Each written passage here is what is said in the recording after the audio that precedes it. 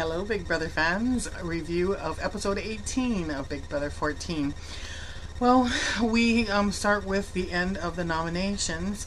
So we immediately cut to Boogie, who thinks that Brittany is absolutely behind the nominations. He thinks that Shane is just being talked into his nominations, and that, you know, apparently Brittany is like the puppet master.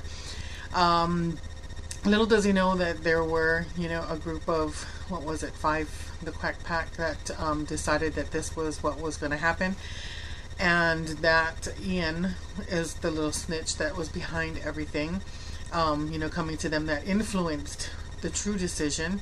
But, you know, after a little further on in the show, we see where Shane is kind of up to here with all the accusations, and, you know, different people in his pack being accused of being the one who's doing the manipulating, etc., etc. And he's beginning to wonder if Ian isn't, you know, being a little bit too much of a liability at this point.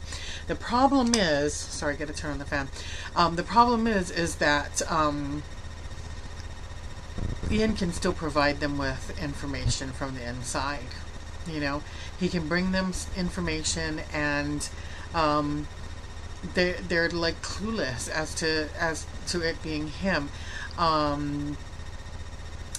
So at first, when they go up to confront Shane up in the HOH room, Shane immediately blamed Joe, which was bizarre.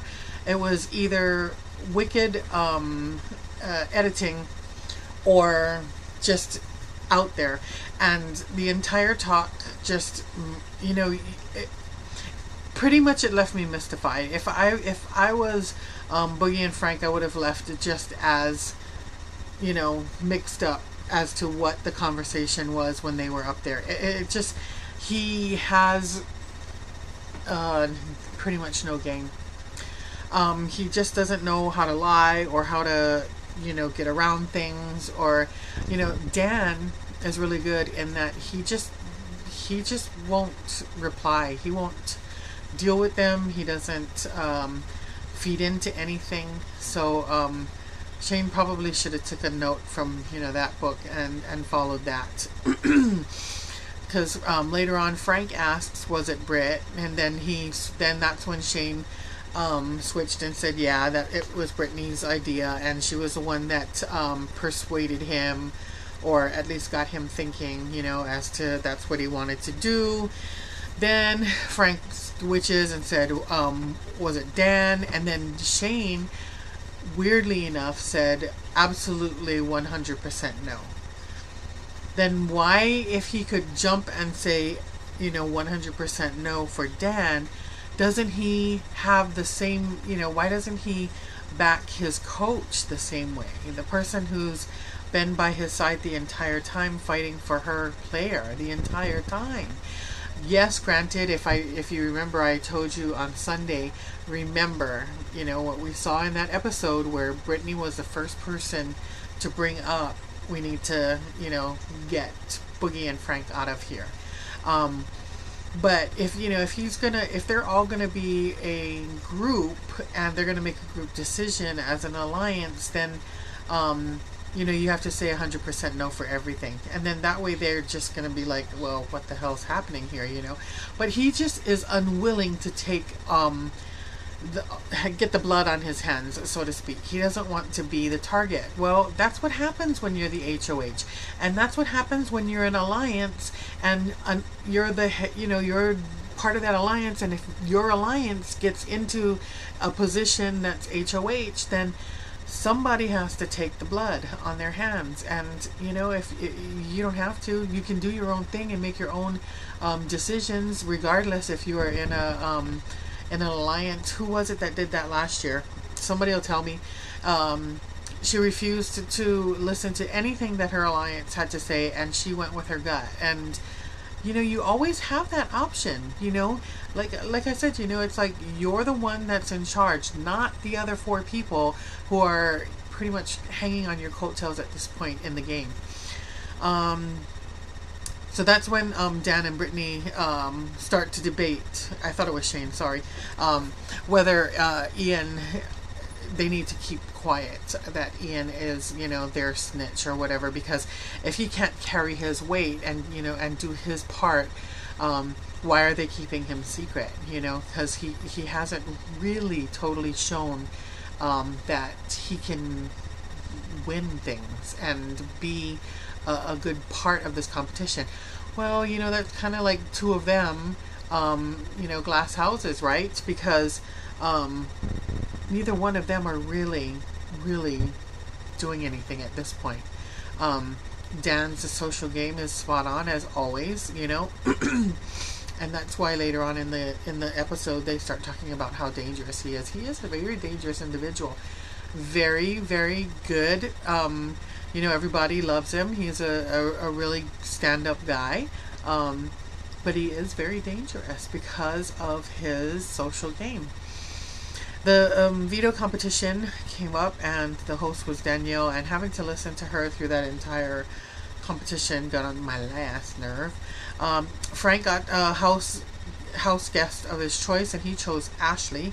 Boogie got house guest of his choice, and he chose Ian. And then Shane pulled Jen's name. So right there you have Ashley, Ian, and Jen, who Frank and Boogie think they have right in their pocket. So they're like, yeah, the only person playing for the opposition is Shane, right? So they were pretty happy about that.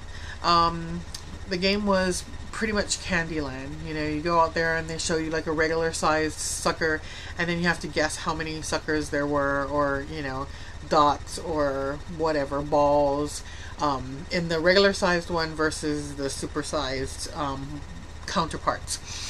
And then you have to not only guess the number, but when everybody shows their numbers on their guess, then you either hold or stay.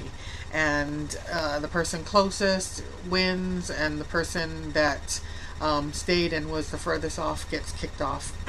So anyway, the outcome of that was that Frank won the veto competition. He had 2 lollipops. Shane, I believe, had 1. Ashley had 1. And they showed some very choice Ashley moments. I refuse to believe that someone is that ridiculously stupid. I truly do. I really, truly believe that someone cannot be that stupid. God help us if there are people like that out there. Ian had already decided that he needed to throw the game.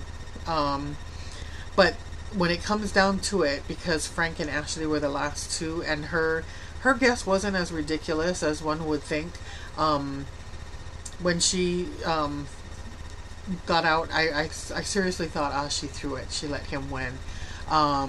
Which, in a way, is, if you think about it, pretty good, because, if she, they had their make-out session and whatnot, right? But, so she let him, at least what I think, let him win the game without really being, about by other people, like, you totally threw that game, because there are people that do that, screeching at one another, you threw the game, blah blah blah. The last one they were saying that Frank cheated or something on that last POV. I think it was Frank, but was it Boogie?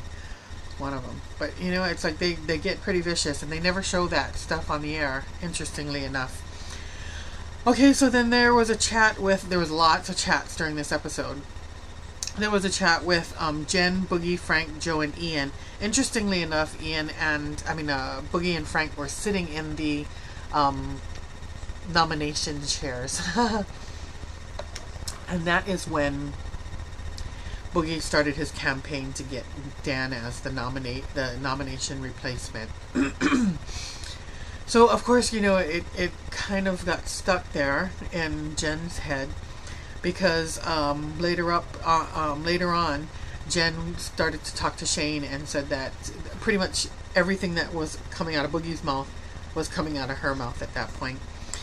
Up in the HOH room, Boogie wanted to talk to Brittany, and he tried to get her ear about nominating Dan, and he decided that he was going to resort to tears. And then they show Brittany in the diary room entry saying, "Come on, Boogie, tears." You know, he is just not kidding anybody.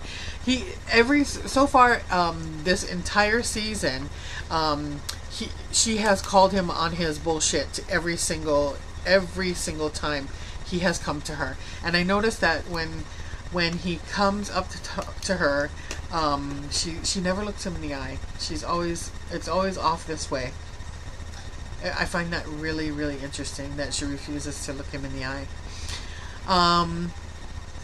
Then we have Boogie and Shane up in the HOH room saying the exact same thing he told his people out, in the nominations area, that Dan is a scary person to leave in this game, and I still think that we can work together. So he really was pushing extremely hard, getting all the people he thinks is on his side,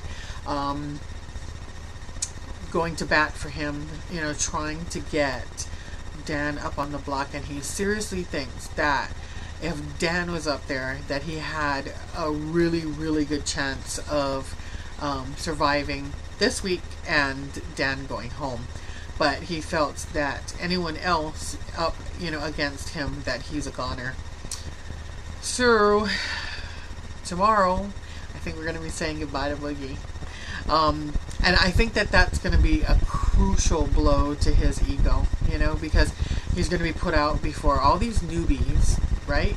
He's going to be put out before 2 other coaches, and here he was, a past winner. I don't think his ego's going to be able to handle it. He's not even going to get like the full ride money because he'll be gone before jury. He won't, yeah. But anyway, we have America's Vote for the have-nots. This week they've been eating. Everybody's been eating. So we're going to go back to the have-nots, and the choices are mozzarella and mozzo, cheddar and chipotle, and feta and fennel. And if I voted, I would probably vote for cheddar and chipotle because, nummy. So at the POV ceremony, Frank says, "I have to use it," and then at that point, Shane nominates Jen, saying, "I have to think of my game, and it's nothing personal." And I think he kind of worded it that way because he wanted maybe Boogie to think, "Oh my God, he's gonna do it! He's gonna do it! It worked!" But yeah, Dan had actually wanted him to say, "Dan, I hate to tell you, but you're not the one I'm going to nominate," But Shane said, "No, I'm not going to do that." So anyway, Jen said that part of her game was laying low, aka floating. And so apparently now she's going to come out blazing, guns blazing, right? So we'll see, Jen. I'll believe you when it happens. I don't believe you right now. So this next tomorrow will be double elim, so it will be fun to watch. Somebody walk out, and then 20 minutes later somebody else walk out. So Julie Chen's going to make her money tomorrow night, and I have to say, I'm probably not going to miss Shane if he gets nominated and tossed, because, yeah, I don't know. I really don't know how much up here he has. This episode just he didn't impress me at all. Sorry this was so long. Bye. See you tomorrow.